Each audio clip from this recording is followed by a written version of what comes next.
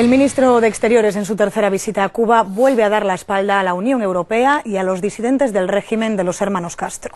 Miguel Ángel Moratinos sigue empeñado en que Bruselas cambie su posición común hacia La Habana.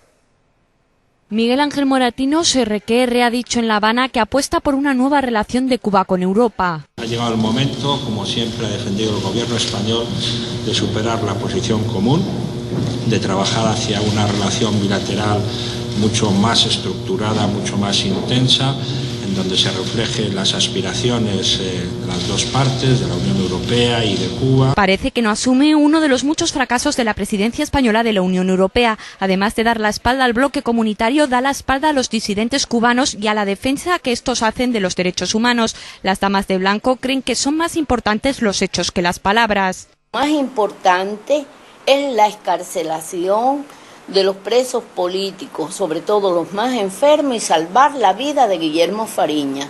No importa que no se reúna con las damas de blanco, no importa que no se reúna con Fariña o con otras personas. Aquí no es el momento de reunirse, creo que es el momento de excarcelar. Añaden que lo único que esperan es que la cercanía de Moratinos con el régimen no enturbie la gestión de la Iglesia. Bueno, una visita que ha vuelto a levantar polémica. Vamos a hablar de ello en los próximos minutos con la ayuda de don Rigoberto Canciller. Él es presidente de Cuba Democracia. Muy buenas tardes, gracias por acompañarnos. Bueno, pues Moratinos ha sido bastante optimista, está siendo optimista haciendo balance de este viaje. ¿Cree realmente que habrá algún avance en la liberación de presos cubanos a partir de ahora? Moratinos siempre ha sido muy optimista, ¿no? Ve señales de humo y sale corriendo como un bombero, ¿no? Aunque no le llamen, da igual. La verdad que nosotros tenemos muy serias reservas, ¿no? Son más de 51 años de padecimiento. Constantemente, cada vez que la presión ahoga al régimen, liberan 4, 5, 20, 100, 200 presos, si en definitiva ellos tienen la fábrica de seguir haciendo prisioneros políticos. Para ellos esto no es difícil. Moratinos no se ha entrevistado ni con Fariñas ni tampoco con la disidencia. ¿Por qué cree que no lo ha hecho? Moratinos nunca ha querido molestar al régimen, ¿no? Jamás. Bien, ha sido demasiado condescendiente. Constantemente le hemos estado pidiendo a toda la nación española y evidentemente al gobierno de España ese abrazo cómplice, solidario con las víctimas, ¿no? Con los que realmente estamos soñando con un mundo más justo, con los derechos humanos, pero ese abrazo no llega. A veces no entendemos por qué. En los últimos meses se ha criticado mucho el empeño del gobierno español por intentar cambiar como sea la política de la Unión Europea con respecto a Cuba. ¿Tienen ustedes también esa impresión?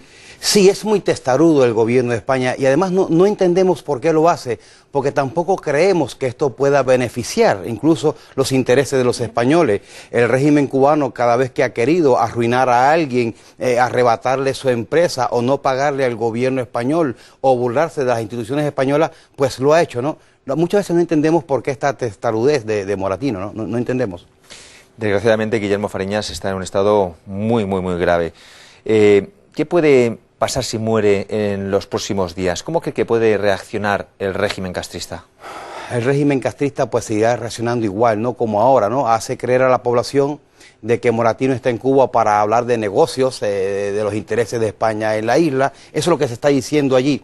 Para nosotros no será más que un dolor. Tenemos ya a nuestras espaldas en 51 años muchos muertos, miles de presos, cientos y cientos de deportados. Yo mismo fui un deportado en el año 93 y ya soy casi una persona vieja en este concepto. El primero llegó cuando el gobierno de Felipe González. Nadie sacó de las cárceles cubanas a tanta gente como Fraga Iribarne. Decenas de presos llegaron en el año 93. Recientemente, en el 2008, pues se vieron llegar otros 4 presos. Esto es un goteo constante que realmente lo fundamental que es encauzar a la nación cubana, yo creo que no se está haciendo. ¿Y cuál está siendo el papel de la Iglesia en todo este proceso de mediación para la liberación de presos políticos? Mire, nosotros tenemos reserva con el papel de la Iglesia. ¿Por qué razón? Y a lo mejor no me doy a entender bien, ¿no?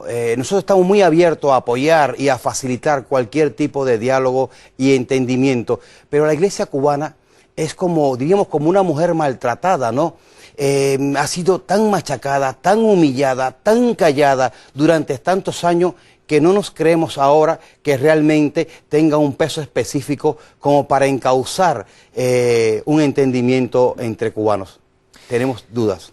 ¿Y cree que la comunidad internacional está haciendo todo lo posible en este asunto? ¿Qué echan de menos por parte de terceros países?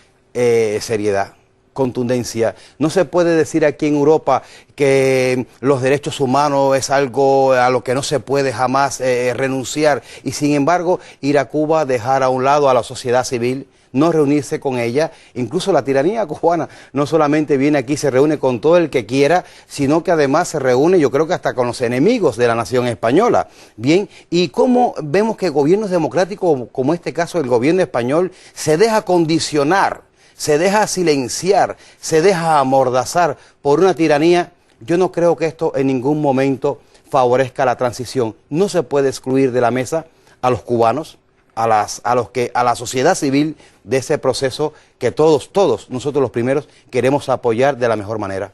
Bueno, pues esperemos que ese proceso dé comienzo pronto. De verdad, don Rigoberto Canciller, presidente de Cuba Democracia, muchísimas gracias por habernos acompañado. Gracias a ustedes y por darnos voz también. Gracias. Gracias.